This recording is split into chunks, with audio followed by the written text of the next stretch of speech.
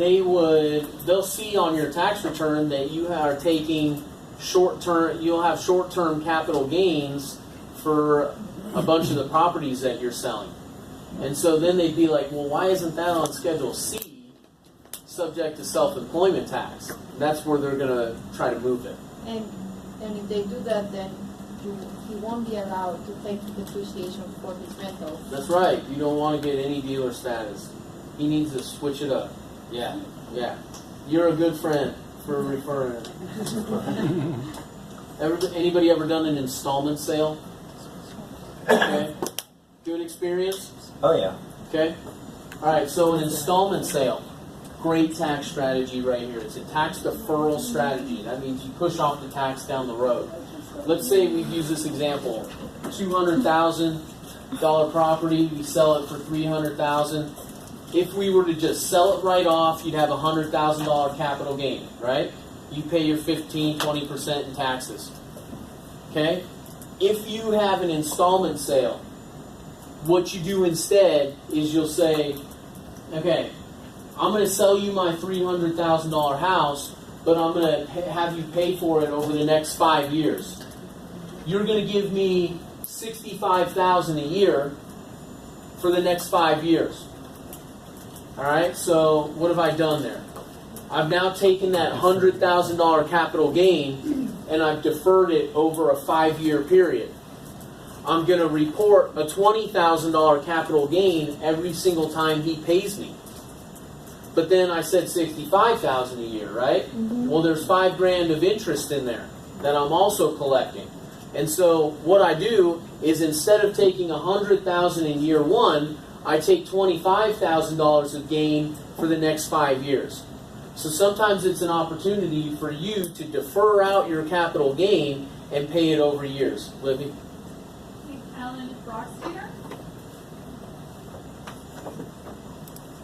All right. What is the loss implication for flippers not meeting the real estate professional status? How do losses offset? Okay, so what she's saying, if you're a flipper and it comes to real estate professional status, what's the offset? If you are flipping houses, it has nothing. Your loss. If you lose money, you take a loss. It's as simple as that. There's no limitations like there is on that rental sheet that I had you look at. Remember on Schedule E at the bottom, it said deductible allowances allowed after limitation. If you do a flip project and you lose money, there's no limitations. You just lost money. So the real estate professional status has literally nothing to do with the flipper. Okay? All right, so that installment sale. All right, you said you did great on them. Okay? How I explained it, is that kind of similar? Yeah. Okay. So what you do as the individual who is selling on installment sale, you've deferred your tax down the road, and then you've also collected extra income for interest because you're financing it to them. Okay, so you're seller financing deals, and so that's the benefit. Now, the con maybe is, well, yeah, but I don't get all my money up front.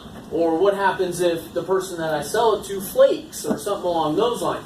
All right, well, if this person flakes, then you just take your property back and you ended up, yeah, it actually probably works out better if they do flake out and you ended up collecting money. Now, you have to readjust your basis a little bit, and there's some things to go through on that calculation, but you can kind of see the benefit of doing an installment sale as opposed to just selling right out. Is there a time when the installment sale actually gets treated as a complete sale from the point of view of the IRS?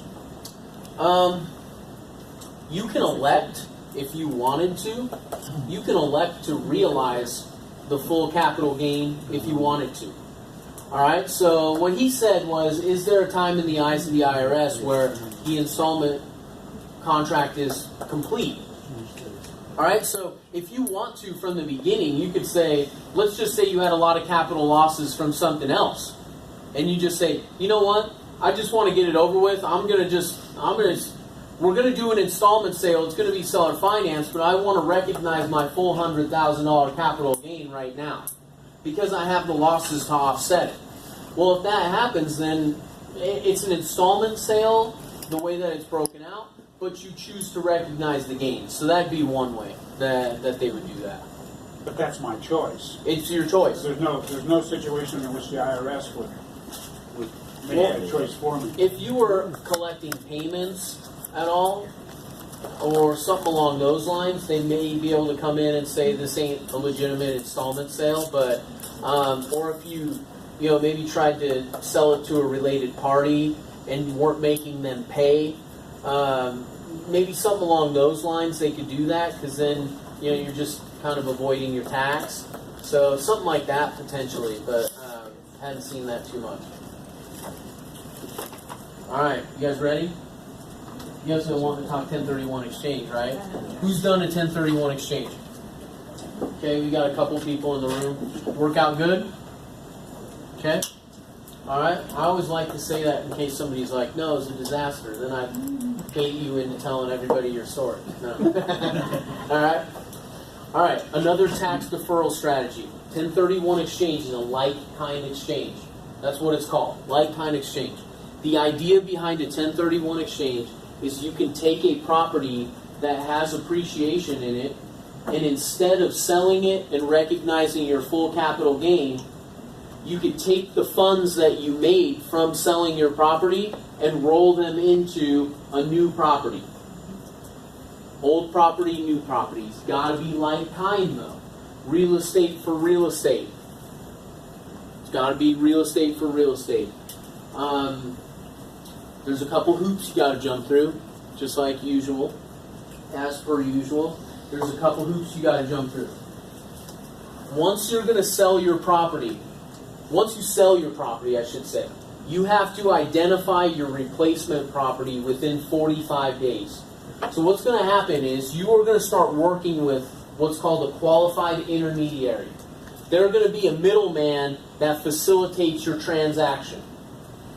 So I've got my property for $200,000. I could sell it for $300,000. I don't want to pay taxes on a $100,000 capital gain, but I want more real estate, so I go buy a $400,000 house. So I go buy the $400,000 house. My original property sells. The $300,000 goes straight to the qualified intermediary, who then sends the money over to buy my new replacement property. What happens is you need to close on your replacement property in 180 days. 180 days. So that 45-day, 180-day. That's your two hoops that you have to jump through, and you have to hire a qualified intermediary to handle the transaction. Here's what I'll say. Don't go cheap on a qualified intermediary. Okay? If you see anybody that's like, hey, I'm a qualified intermediary for $99, okay? Don't do it. Just pay the $1,000. Okay? They're $1,000. But if you why am I saying don't go cheap on that? Well, they're giving you $300,000. Okay? You don't want them to just run off with it. Okay? Don't use a reputable company, because they're going to have your $300,000. All right? So you ended up taking that property, and you basically sold it, moved the money into a new property, a replacement property. Real estate for real estate. Rental property for rental property. Rental property for land. Land for rentals. Office building for houses. Somebody had a warehouse in California, and they sold it, and they ended up getting 27 properties in North Carolina because they were super cheap. Okay? Warehouse for 27 properties. Alright? Here's what becomes a little bit of a challenge. Sometimes people want to sell their 27 properties, and then they want to roll it into something else. Or let's just use a smaller number, 4 properties. Let's say you had 4 properties, and then you have your 4 residences, but you want to get a warehouse or an apartment complex. Well, it becomes a little bit tricky with the timing on that. You get 45 days. There's no exceptions to this 45 and 180. Alright, so sometimes what people will do is called the reverse 1031 exchange. They'll go buy their property, their replacement property first, and then sell off the properties afterwards. Now, it's less common where people will do that, because most people don't have the cash to go buy the new property outright or anything like that. But a reverse 1031 exchange is something that you can do. But the clock would start ticking on the sale of the first of those 4 properties? Yes. Okay? Yes, it would. All right, so you got to make it happen quick. What happened if something happened in the process and the property you were going to buy falls through?